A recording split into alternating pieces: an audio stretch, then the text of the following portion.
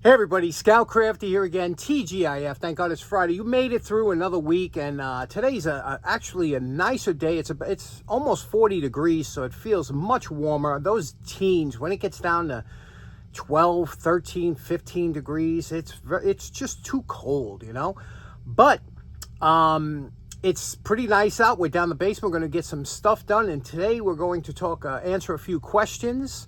We got a few things to get to. I think we're gonna have a fun episode, so sit back, relax, and let's get started right away. Okay, to start off today's show, I want to introduce you to one of my favorite boxes that I own, and this is a Kennedy toolbox, and this was given to me many years ago, and I will have this till the day I die. This will be the last thing that I ever get rid of, but I love this box, and this box here, the reason I'm bringing it up, my buddy Reggie on the road over in the UK just recently got a Starrett toolbox. I believe it's a machinist box, and I believe it was made by Kennedy. You can see here, Kennedy is the maker of this box, and the reason I say that, if you look here, it's got these telltale little triangles in the handles, and he's got the same thing. So, but he's missing this panel here, and that's why I'm making this quick video clip, because this panel here is often missing in a lot of these Kennedy toolboxes, you know. And what that panel does, if you notice here, when I open up the top here, okay, when I open up this top, there's little detents here. You see that detent? When I push that, and if you look underneath here, you can see that detent protrudes down there. And what that's for is so that this panel, which is nothing more than sheet metal,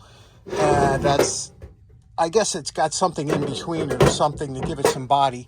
And you see it's got a little ball detent. When you push this up like this and close it, those little detents, when you bring this box down, will go into the top of those holes, and you have a beautiful, secure box that you need the key to open up. But I have the key inside. But, and then when you want to get in there, you have to open up the lid a little bit, and then this will pull right out, and there you go, and then go in, tuck inside here. So it is indeed metal, and a great little box. If you ever looking to buy a toolbox that'll last you a lifetime, Kennedy, they're still made the same way.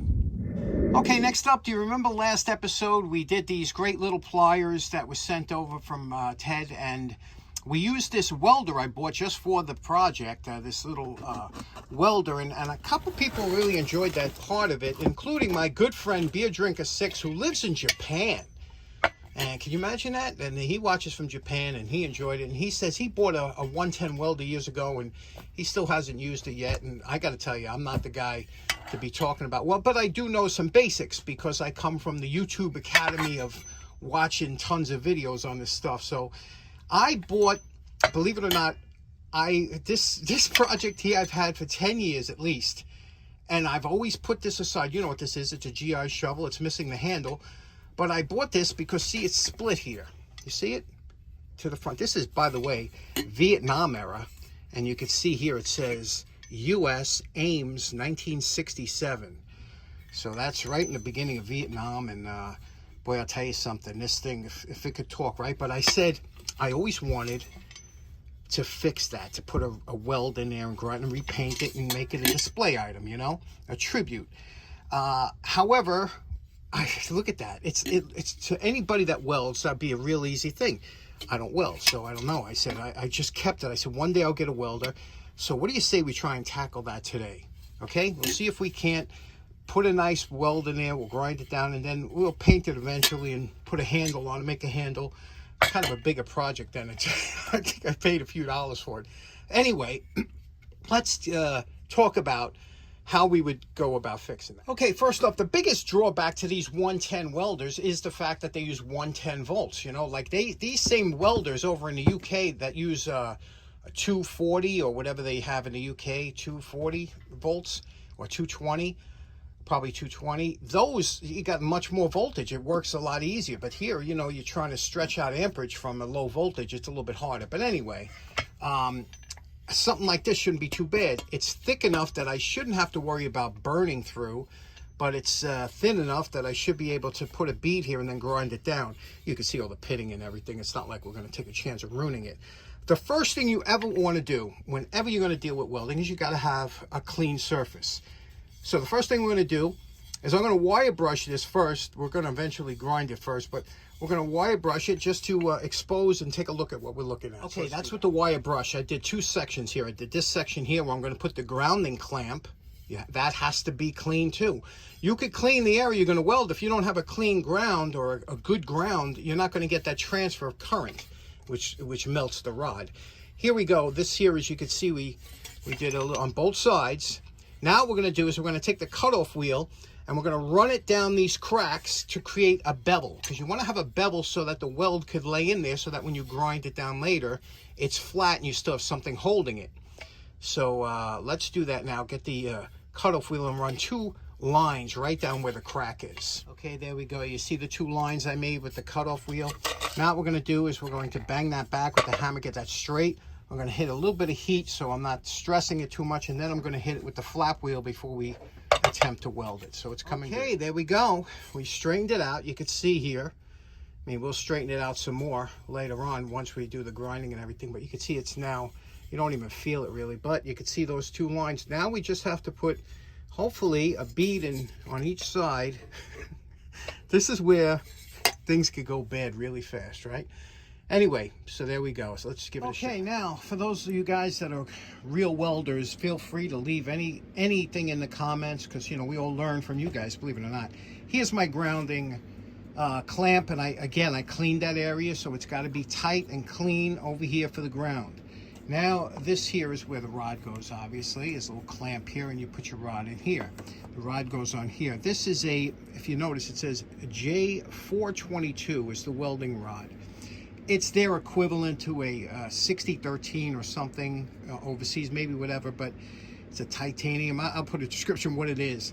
Now you see here, what happens on the outside is the flux that burns off and creates that gas that won't let this give you a bad weld. But what you have to do sometimes, like when the rod gets underneath, you have to cut a fresh piece off here in order to get it to start. So we're just going to, you know, cut a little bit off there, have a start, and then we'll give this a shot and see what happens.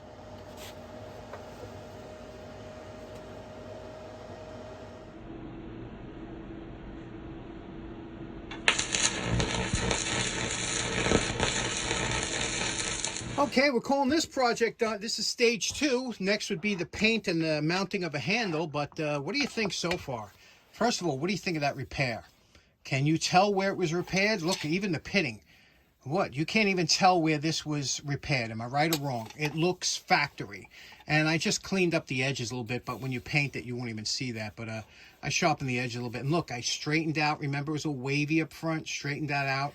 What do you think about that? That came out really good, didn't it?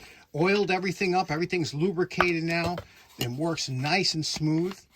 And you got to use a Dremel to get in here, to get all these areas inside and out with a Dremel and those cheap wire brushes. And it does a really good job. Like I said, all you have to do is paint the handle. And I'll fill this in because I'm not going to use this as a user. So I'll fill these pit marks in with probably a little Bondo or something. And so when it's painted, it'll make a nice presentation. You won't be able to tell. But there we go. U.S. Ames 1967. What do you think? What do you think of that weld job? Huh? Can you tell? Okay, here's where I got to come clean with you. Now, I know what you're thinking. Some of you are going to say, I need one of those. Let me tell you something. I messed up. And what happened was, because I was, again, with this low voltage and high amperage, this is what happened. I burnt through that this was on here. I burnt through that like zippity-doo-dah. That's a newbie mistake, obviously, and that's, again, because you don't have the settings right. And I wanted to use a thinner rod. I don't have one. I really should have used like a 1/16 inch rod. It would have gave me less current draw on here. But what can I do? Once I burned through it, I knew I wasn't going to be able to fill that hole in, so I wound up cutting it off and then reprofiling it. Because I have another shovel down here, I was able to just match it up and reprofile. You really wouldn't be able to tell that it was shorter, because it's, as you can see, it looks factory. It's a ½ inch shorter. But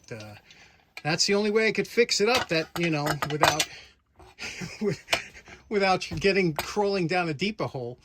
But you can see welding is one thing. It takes a lot of practice, a lot of time, especially when you're dealing with sheet metal. You're dealing with thick metal, it's easy to put a bead down, but when you're dealing with sheet metal, you guys out there that are welders know that this is like the hardest part when you start doing thin wall material. You really got to know what your settings and everything. But anyway, what do you think of that?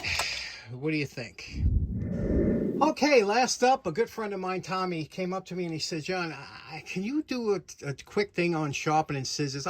He's got a couple pair of scissors at home that don't cut anything. And you know, scissors is a difficult, one of the more difficult cutleries to sharpen, but I'm going to show you real quickly a way that you can get your scissors back into cutting shape, especially with the holiday season coming up and you want to cut some wrapping paper. Here's a pair of scissors. These are Klaus scissors, USA. Can you see that? And check this out. I'm going to take a piece of, here we got some, oh yeah. Oops. Oh yeah. Oops. These are what's called folding scissors. They will fold over your work. And you can see here, it's not cutting for nothing. So this is a good pair to deal with. Now, his scissors are riveted. He can't take them apart, so I'm not going to take these apart because I want to show you how to do it without taking them apart. It is good to have a screw there that you can take it apart, but again, you don't want too much slop involved. So the first thing we have to do, there's two bevels, two different bevels. There's a bevel on this side and a bevel on this side. The first thing you're going to do is you're going to look at the bevel here, okay? I'm trying to, there you go. You see that bevel all the way across here? You see that?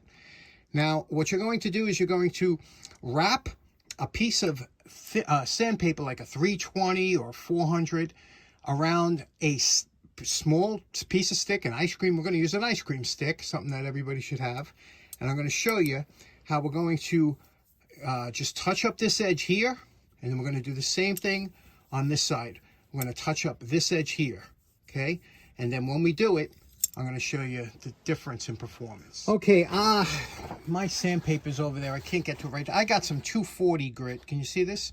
This is 240 grit, which is, you know, a little bit coarse for what I want to use it, but sometimes you go a little bit lighter, and I'll show you. But here, I'm using 240. I'm going to get an ice cream stick, and I'm going to wrap a small piece that I cut off around an ice cream stick. Ice cream sticks are one of the unsung heroes of the shop. If you buy, next time you go to the craft store, buy a package. I keep mine in a jar, always on the bench here. I use these for everything. Mix in epoxy, everything. You need to buy a lifetime supply. Just wrap it around here, okay? And you have a flat side here. And what we're going to do is we're just going to take this and we're going to, and here's where you have to have good lighting, okay? You're going to place this on the bevel like this, and you see how the lighting's reflecting the bevel? And I'm going to rub it gently across the side and making sure, watching the bevel, because if you see one side of this shinier than the other, you got to raise or lower the stick so that, and that's all you're going to do. And you're going to run it across here, okay, until you get that whole area, especially the tip. See that tip, how dirty that tip is? You're going to get it across here until you get this whole area to shine. And you see, I'm not changing the angle. I'm just going back and forth, just like that, picking up on here on that angle until you get that shiny. Don't go too heavy. Let the sandpaper do the work. And I'll show you what it looks like when we're done. Okay, you see that? How nice and shiny that is along the whole edge? That's what you want to do. And it'll create a little sharpness on this side. Okay, do that, and then we're going to flip it around, and we're going to do the same thing on this side. Now, this side might have a slightly different angle. A lot of times they did. Just match that angle and do the same thing on this side. See what it looks like before, and see what it looks like after. See the shine on that? And we kept the same bevel on both. Now let's try. Okay, let's give it a try. All right, we're getting some cuts here. Okay, now it's not 100% sharp.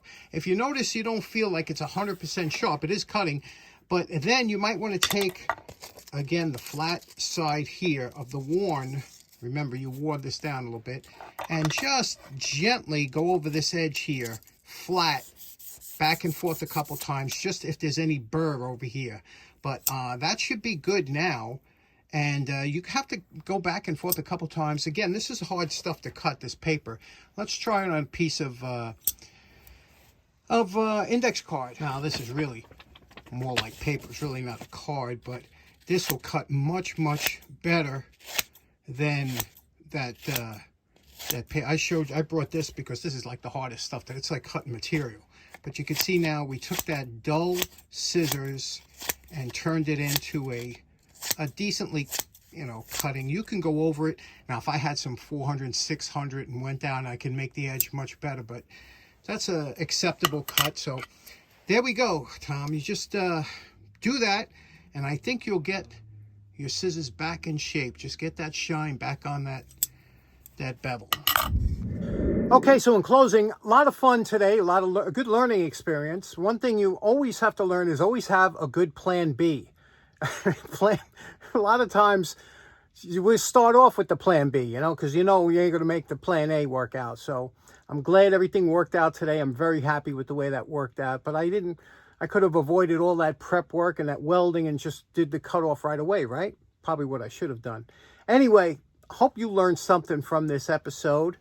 You know, don't get cocky when it comes to welding, and be very careful when you're showing your welds on YouTube, because you open a can of worms. Anyway, thanks so much for tuning in. Have a great weekend. We will see you again on Monday.